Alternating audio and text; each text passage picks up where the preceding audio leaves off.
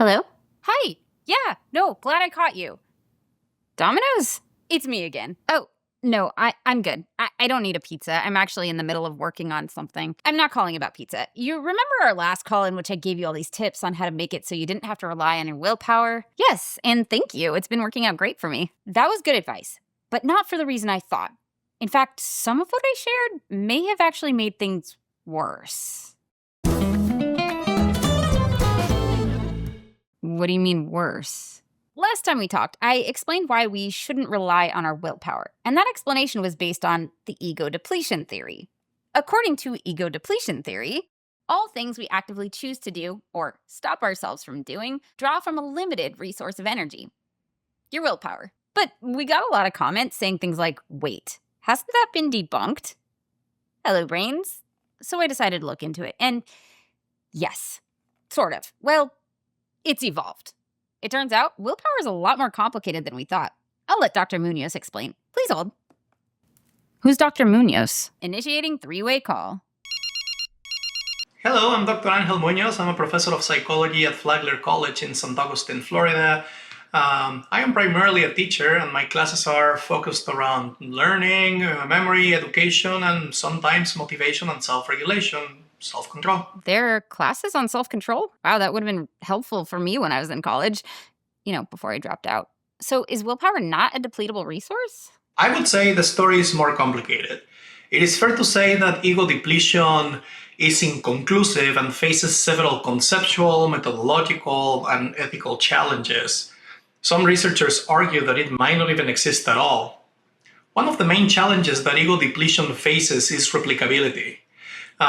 One of the basics of good science is replication. This means conducting the same study again to see if you get the same results. Think of it like following a baking recipe exactly. If we use the same ingredients, measurements, oven temperature, and timing, then you should expect roughly the same cake every time. If the cake comes out differently, you know the recipe needs some work. Right, and it's problematic when people are counting on the results. Medium pizza, regular ham, extra pineapple? There you go. Enjoy your pizza! When researchers attempted to replicate studies that show an ego depletion effect with larger groups and stricter methods, at least compared to the earlier studies, ego depletion oftentimes experienced difficulties. There are other issues. Some researchers have pointed out that certain data handling choices may have exaggerated how strong the ego depletion effect really is in a given study, and this may have happened in multiple studies. Wait, so they manipulated the data to make it seem like the results were a little more impressive than they maybe were? There is also publication bias at work.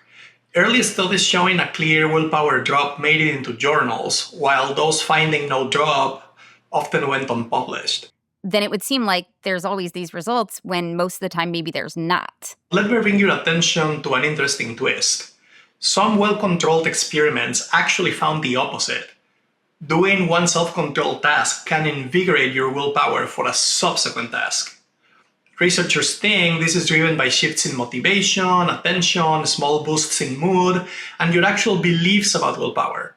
They call this finding reverse ego depletion, which is literally the opposite of ego depletion.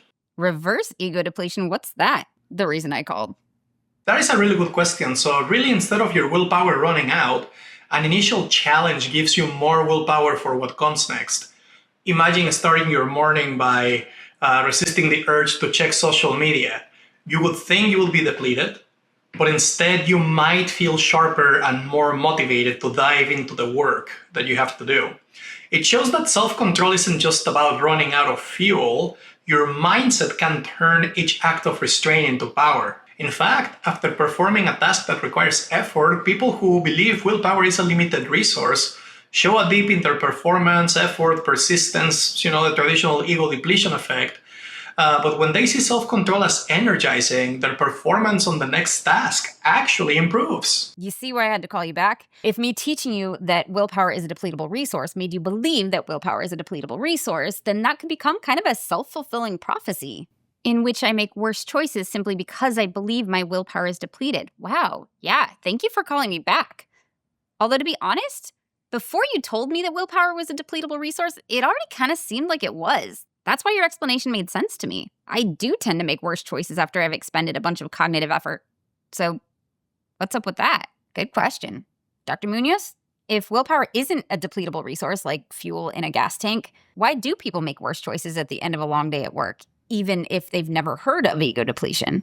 It really comes down to two things: the beliefs we have internalized about willpower and how tired we actually are. Let me tell you about one of my favorite studies. This was conducted by Krishna Savani in 2017, I think. So he showed that our beliefs about willpower determine whether we run out or get a boost of willpower. So in Western societies where we see effort as draining, we see the classic drop in performance and effort after a tough task. But in cultures like India, for example, where effort is seen as invigorating or energizing, we essentially see the opposite. They actually perform better on the next challenge. Now, at the same time, real fatigue from long hours, poor sleep, stress at work, or even hunger, those sap your energy, attention, and motivation. When you feel truly worn out, your brain naturally defaults to quick and more rewarding choices. Speaking of which, I need to eat something. What do I have here? All right, I have some healthy granola. What is this? Oh, some apples.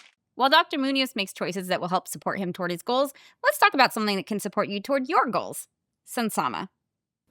Want to get stuff done in a sustainable way without burning out? Sansama's got you. Sansama is my favorite way to plan my day, and I recommend it all the time because built into it is a lot of the tools that I recommend to people with ADHD all the time, like time blocking. With time blocking, you basically set aside chunks of time to do certain tasks. This method can improve productivity, reduce stress, and make it easier to prioritize and complete tasks. We usually think of time blocking as putting time on our calendar to get stuff done.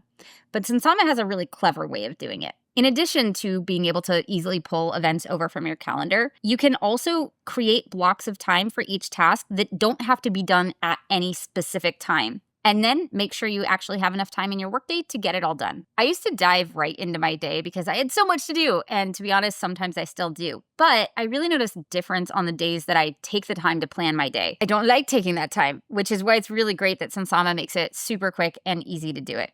Finally, focusing on one task at a time. ADHDers are not any better at multitasking than our neurotypical peers, but we are way more likely to do it, which is a problem.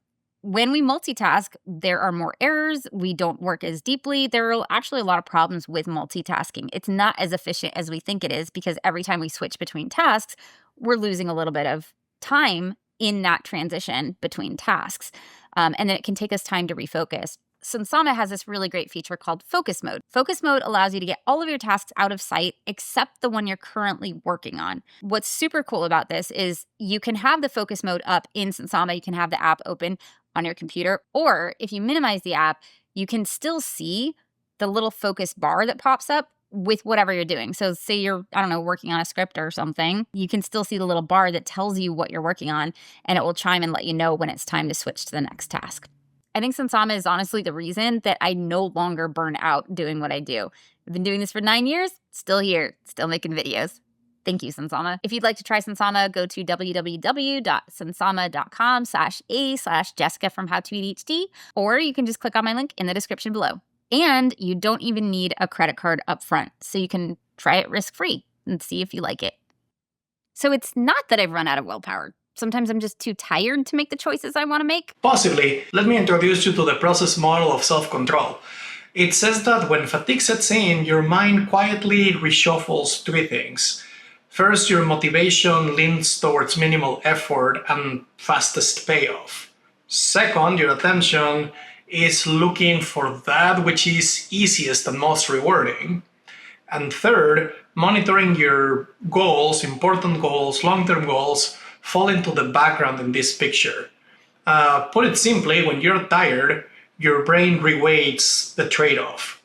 So back to the example you gave in your previous video, so finishing work is high effort with a delayed reward, while playing video games is low in effort with instant fun, so the controller wins. When you're rested, effort feels cheaper and rewards feel closer. That tracks, actually. Some days when I'm sleep deprived, things feel like such an uphill battle that the effort doesn't feel worth it and I end up giving up. Wait, is that why I dropped out of college? Because when my sleep deprived self realized I wasn't making progress toward my degree fast enough, it felt like the effort wasn't worth it anymore and I went looking for a quicker reward? That is exactly the kind of a spiral the process model predicts. Individuals with ADHD feel this struggle even more. It is easier to go for rewards you can get right now, so far off goals lose their appeal faster. When finishing a degree feels miles away and progress is hard to see, your motivation shifts towards something that pays off now and your attention gets hijacked by easy rewards. So dropping out can feel like the sensible choice. Yes, that's exactly what happened, and now I regret it. If you make the payoff feel closer and clearer, then you could experience different results. In a goal-setting study, researchers asked the students to spend a couple of hours writing about their desirable or ideal futures. Then they were asked to formulate specific personal goals, the steps to reach them, and the obstacles they will encounter and how they will overcome them. And obviously, a lot of these goals and obstacles were related to academic settings. So 4 months later, those students had higher GPAs, they were far less likely to cut their course loads, and they were less stressed out compared to their classmates who did a completely different activity. Now, why did it help? Laying out concrete sub-goals and quick checkpoints shrinks the distance between effort and reward. Little wins keep motivation, attention, and goal tracking aligned, so the uphill hike feels like a series of reachable steps instead of a mountain that isn't really worth the effort. Yeah, I definitely reach my goals more often when I write them down. That was my first video, actually. Wait, so was the advice she gave me of not relying on your willpower still good advice? Because it was working for me. Absolutely. Those tips are still solid. Whether self-control failures happen because a willpower tank runs low, or because motivation, attention, and goal tracking shift, the same strategies help, just for slightly different reasons. For example, say you're on a diet. A good strategy is to pre-choose and prepare your meals for the week ahead of time. You might want to use the weekend to do this. It makes it easy to eat what you planned and hard to default to takeout and junk food and fast food. It really cuts out dozens of what should I eat decisions, leaving less room for your motivation and attention to pursue choices that are not consistent with your goals. You could also pair dinner with a rerun of your favorite show, so the healthy meal comes with an immediate reward. Oh, I do this all the time. I'm actually a huge fan of it because we're not going to get the dopamine boost, the reward of this thing feels good. We can pair it with something that does feel good. This is actually how I trained myself to enjoy writing. Wow, it's cool that we know so much more about self-control and willpower now. The process model seems like it explains everything. No, far from it. We have motivational intensity theory, effort-reward imbalance, expected value of control, opportunity cost models, strength model, resource depletion, the process model, the list goes on. It really is a work in progress. I mean, likely different models explain different situations and circumstances better than others. So what do you think the most important thing is that people need to know? Like, what can I put on this Post-it note to replace my one about willpower? To remind myself of what I need to know to be able to make better decisions? Willpower isn't really a fuel tank. It really shifts with your beliefs, motivation, what grabs your attention, your goals, and what you value. So remove needless friction, set good goals, and add quick wins so your effort goes straight to what matters and when it matters. Remove needless friction, set good goals, and add quick wins so your effort goes straight to what matters when it matters. Thank you, Dr. Munoz. Thank you to our brain advocates and all our Patreon brains for supporting the work that we do. It's been so fun to play around with characters and talk to experts, and we couldn't do what we do if it wasn't for your support. If any of you want to know more about this complicated thing called willpower and self-control, I will share citations for all of the studies that informed this video in the description below.